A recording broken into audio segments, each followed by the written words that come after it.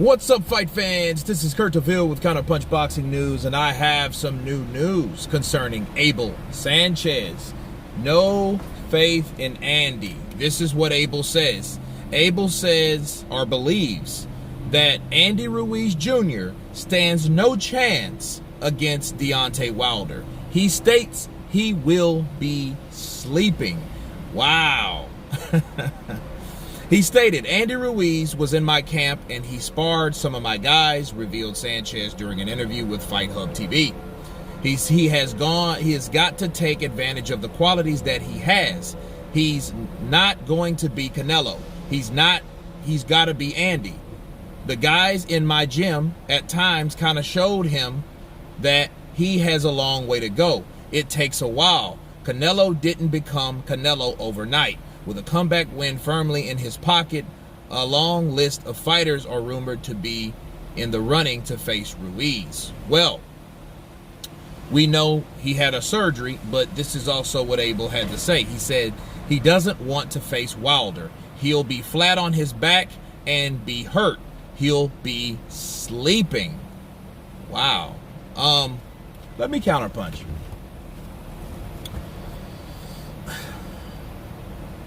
I like Andy Ruiz. I like the way he fights.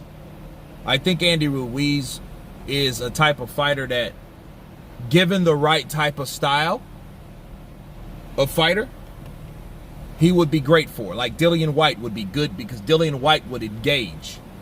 Alexander Povetkin, maybe post-COVID, would be a good fight for Andy Ruiz because he would engage. It would be a brawl. Maybe Kubrat Pulev, maybe, because Pulev's a little different because he has a trickier style. Chris Arreola was a good fight for him. But other fighters like Wilder, like Joshua now, like even Tyson Fury, those guys can beat Andy Ruiz just by staying tall and sticking behind their jab. The big, stiff, awkward bodybuilding, no punching, no boxing, no fighting Anthony Joshua showed him that in December of 2019. Okay? What Abel Sanchez has said, he is limited because he's only able to do certain things if you let him do it. Okay? If you bring the fight to Andy Ruiz, that gives Andy Ruiz opportunities. If you don't give him opportunities, he really doesn't make any. Let's be real. He throws great, beautiful combinations. He does. He knows how to throw combinations to the head, uppercut, back to the left because he's a hooker. But he can't do that if you're in the outskirts, if you're out of range. You can box him all night, okay? He doesn't have the speed and tenacity like someone like Mike Tyson. He doesn't have that. He's more like a David Tua, but with less power, okay? And I would say now less chin, because he was chinned by Chris Arreola, and the punches that he took from him, he didn't like them, right? And he got dropped by him. He failed to Chris Arreola.